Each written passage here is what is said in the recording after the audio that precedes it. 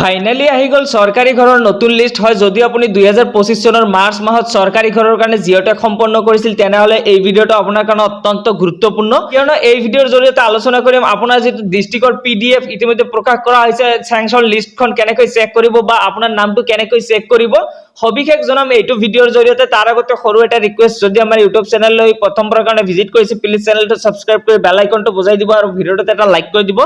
আৰু যদি আপুনি ফেচবুকৰ পৰা চাই আছে পেজটো ফলো কৰি শ্বেয়াৰ মাৰিবলৈ পাহৰি নাযাব, যাতে প্ৰত্যেকজন জিঅ'টেক কৰা ব্যক্তিয়ে তেওঁলোকৰ নামটো চেক কৰি জানিব পাৰে আৰু এই চেংচন লিষ্টখনত তেওঁলোকৰ নামটো বিচাৰি উলিয়াব পাৰে।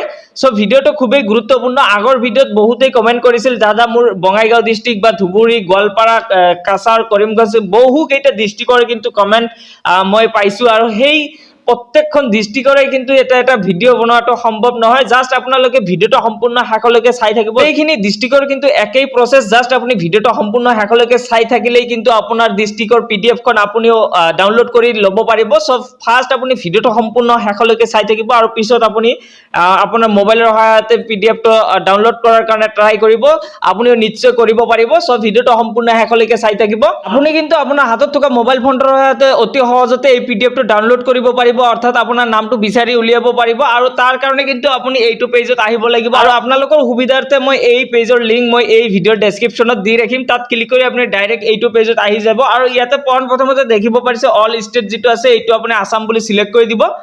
তাৰপিছতে দেখিব পাৰিছে সিলেক্ট ডিস্ট্ৰিক্ট, মই জাস্ট এটা ডিস্ট্ৰিক্টৰ নাম ইয়াতে সিলেক্ট কৰি দেখুৱাই দি আছো আৰু আপোনাৰ যিটো ডিস্ট্ৰিক্ট আছে সেইটো আপুনি ইয়াৰ পৰা সিলেক্ট কৰি দিব। গোটেইখিনি কিন্তু ডিস্ট্ৰিক্টৰ একেবাৰে সিলেক্ট কৰি বা প্ৰত্যেকটো ডিস্ট্ৰিক্টৰে ভিডিঅ'টো বনোৱা সম্ভৱ নহয়। জাস্ট আপুনি ভিডিঅ'টো সম্পূৰ্ণ শেষলৈকে চাই থাকক, গোটেইখিনি কিন্তু ডিস্ট্ৰিক্টৰ একেই প্ৰচেছ। ডিস্ট্ৰিক্টটো সিলেক্ট কৰাৰ পিছতে আপোনাৰ যিটো ব্লক নেম আছে সেইটো আপুনি ইয়াৰ পৰা সিলেক্ট কৰি দিব। ব্লক নেমটো সিলেক্ট কৰাৰ পিছতে আপোনাৰ যিটো গ্ৰাম পঞ্চায়ত নেম আছে সেইটো আপুনি ইয়াৰ পৰা সিলেক্ট কৰি দিব। পঞ্চায়ত নেমটো সিলেক্ট কৰাৰ পিছতে আপোনাৰ কোনো ক্যাপচা কোড ফিল কৰিব নালাগে, জাস্ট আপুনি অকণমান স্ক্ৰল ডাউন কৰিব। ডাউন কৰাৰ পিছতে ইয়াতে দেখিব পাৰিব লিষ্টখন শ্ব' কৰিব আৰু ইয়াতে দেখিব পাৰিব serial number, registration number, beneficiary name, তাৰপিছত Aadhaar status, UID status, house status, তাৰপিছত কোনটো ৰিজেক্ট হৈছে কোনটো একচেপ্ট কৰা আছে গোটেইখিনি কিন্তু ইয়াতে শ্ব' কৰিব। অকণমান চুইচ কৰিলে ইয়াতে দেখিব পাৰিব bank account number, job card number, mobile number গোটেইখিনি কিন্তু ইয়াতে শ্ব' কৰিব। আৰু বহুতৰ কিন্তু ইয়াতে ৰিজেক্টও কৰা হৈছে আৰু কিছুমানৰ একচেপ্ট কৰা হৈছে। আৰু ইয়াতে আগৰ পুৰণি কিছুমান ঘৰো আছে। আৰু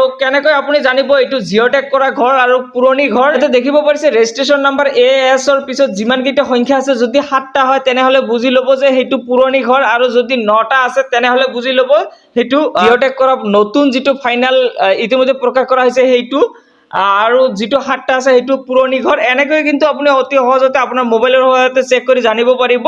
সো যদি ভিডিঅ'টো ভাল লাগিছে আপোনাৰ বন্ধুবৰ্গলৈ শ্বেয়াৰ কৰি দিব আৰু যদি চেনেললৈ নতুনবাৰ কাৰণে আহিছে চেনেলটো ছাবস্ক্ৰাইব কৰি বেল আইকনটো বজাই দিব।